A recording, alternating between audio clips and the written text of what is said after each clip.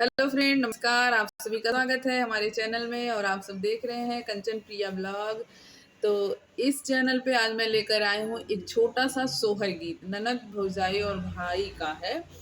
तो जैसे कि ननद जब आवत थिन घर ली पे, जब लड़का होत हैं तो ननद के बोला जाते सौर पोते बदे। तो जब ननद जवन है सौर पोते थिन तो आधा घर लीपत थिन, आधा घर छोड़ देथिन। कहा थिन भौजी हमें इतना देबू तब्बे घर लीपब पूरा। तो जो भी है गाना के साथ है तो हम आप लोगों को सुना रहे हैं। ठीक,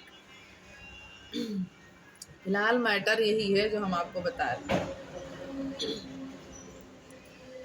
आधा घर लिपली ना नदिया की, आधे हठ ठाली न हो।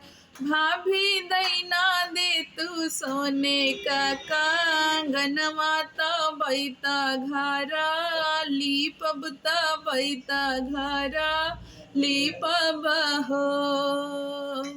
एक नोट फेंकली बाहुरिया, दूसरी नोट फेंकली, दूसरी नोट फेंकली न हो।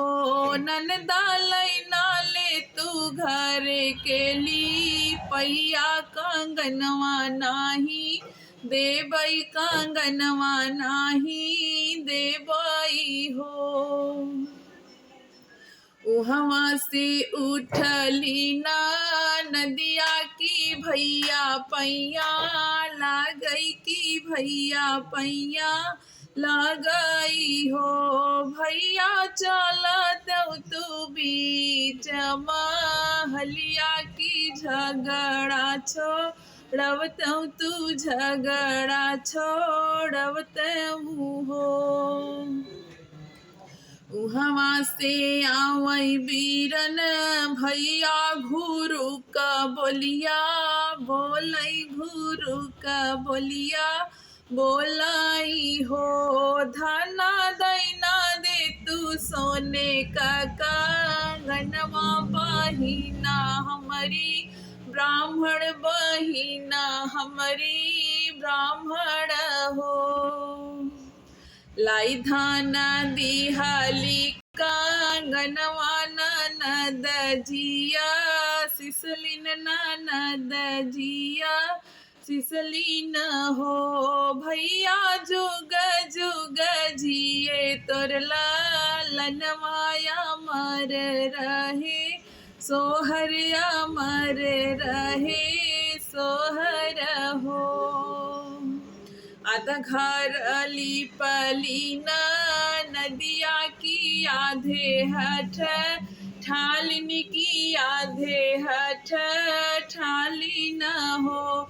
भाभी दैना दे तू सोने का नाथुनिया तबैता घरा लीपब, तबैता घरा लीपब हो। एक नोट फेंकली बाहुरिया, दूसरी नोट फेंकली, दूसरी नोट फेंकली न हो।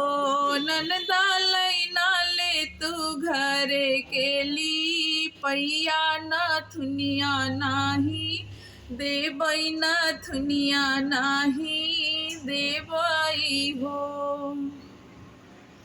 उहवा से उठली ना नदिया की भैया पैया लागई, की भैया पैया लागई हो। भैया चल तू बीच महलिया की, झगड़ा छोड़वत तू झगड़ा छोड़वत हो। उहवा से आवई बीरन भैया घुरु का बोलिया बोलई, घुरु का बोलिया बोलाई हो। धना दैना दे तू सोने का नाथुनिया, बहिना हमारी ब्राह्मण, बहिना हमारी ब्राह्मण हो।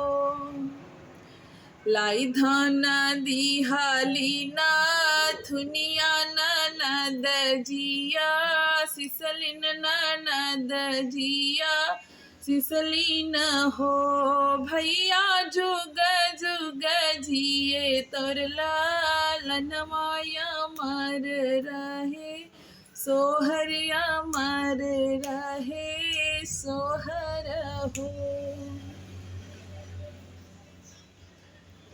तो दोस्तों हमारा गाना हुआ समाप्त। अब आप लोगों की बारी है। आप लोग अपना प्यार आशीर्वाद देकर बताएं कि हमारा सॉन्ग कैसे था, मतलब कैसा था। और ये वीडियो दोस्तों यहीं पे बंद करते हैं, फिर मिलेंगे नेक्स्ट वीडियो में नेक्स्ट गीत के साथ। तब तक के लिए आप लोग चैनल पे बने रहिए, चैनल को सब्सक्राइब करिए, वीडियो को ज़्यादा से ज़्यादा शेयर करिए दोस्तों।